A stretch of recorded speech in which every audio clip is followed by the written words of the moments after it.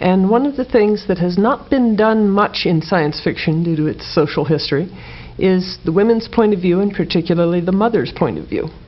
It's a point of view that just doesn't get done. First of all, because science fiction started out being written by young men for adolescent boys, and partly because when it had a certain kind of youthful audience, teenagers that were kind of just breaking into adulthood, what they were trying to break away from was the family and go out and form your own identity. That's something that everybody has to do. It's part of growing up.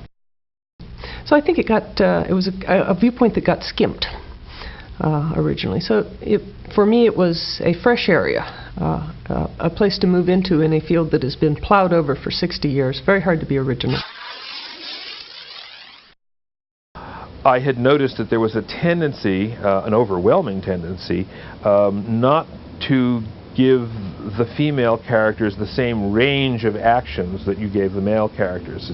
Specifically, the female characters, well, you can divide actions up into purposeful actions, gratuitous actions, and habitual action. The same writers, and it doesn't seem to matter whether they're male or female, when they start to write about female characters, if it's a good woman, the character is nothing but gratuitous actions, no habitual actions, no purposeful actions. If the character is a bad woman, it's all purposeful, no habitual actions, no gratuitous actions. This is, I think, one of the things that makes the female characters feel very thin. When I first started writing, which was a good many years ago, I started out with what they called adventure stories. And in those days, the only market for adventure stories was supposedly a masculine one. And they would not allow books by a woman writer, the publishers. And so I chose a name that could be either masculine or feminine, because I use it without the accent. And from then on, I made it my legal name, and from then on I have used it.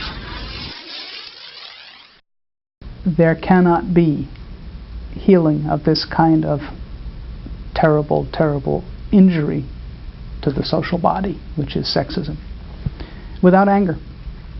A lot of people, men and women, including me, would dearly love to see us all fall into each other's arms and say, gosh, we're not going to do any more of this, all is forgiven, let's start over and make it better. I don't think that's possible, any more than I think that white people and black people can do that. I think there's so much injury and retaliatory pain that has been dealt from both sides that a great deal of rage has been repressed in everyone, and in particular in women who have not normally had anywhere to vent it.